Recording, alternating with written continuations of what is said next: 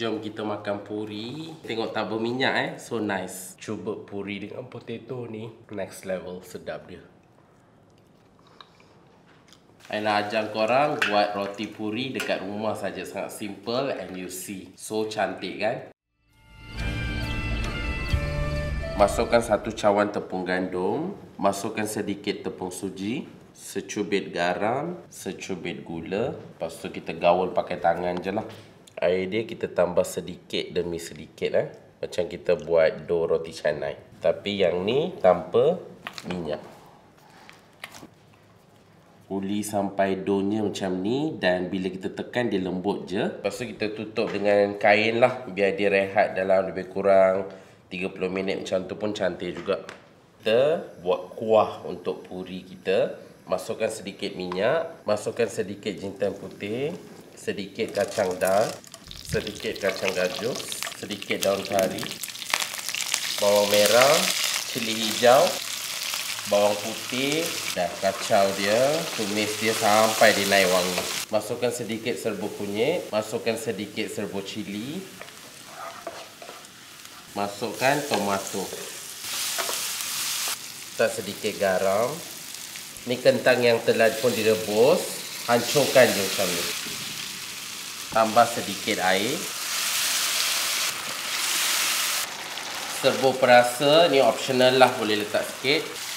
Okey, ni dia kita punya kentang untuk roti puri kita dah siap. Nampak ni cantik saja. Last tambah sedikit daun ketumbar, bertambah-tambah lah rasa dia. Sekarang kita boleh buat puri. Tabur tepung dulu kat papan. Dan kayu ni pun letak tepung, memang kena banyak tepung lah supaya dia tak melekat Ni tepung yang kita dah uli tadi tu. Kita potong 4 lah sebab boleh dapat dalam lebih kurang 4 biji purinya untuk 1 cakwan. Bulat-bulatkan. Dan kita lepehkan dia. Lepas tu kita buat macam ni. Tu dia. So kita dah dapat bulat macam ni, dah cantik dah. Okay, lepas kita dah lepehkan macam ni, masukkan dalam minyak yang panas. Just dirus je minyak panas ke atas dia.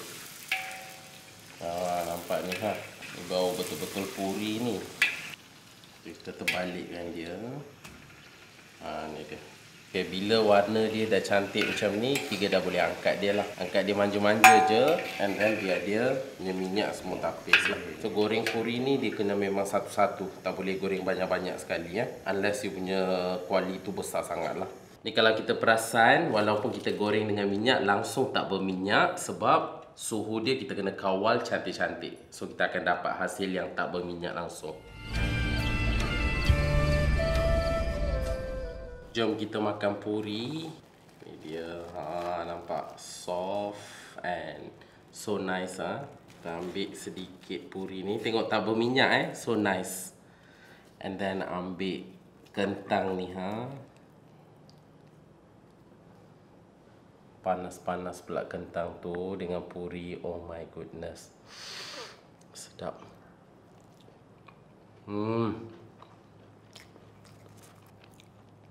Hari-hari makan nasi je, cuba puri dengan potato ni. Next level, sedap dia.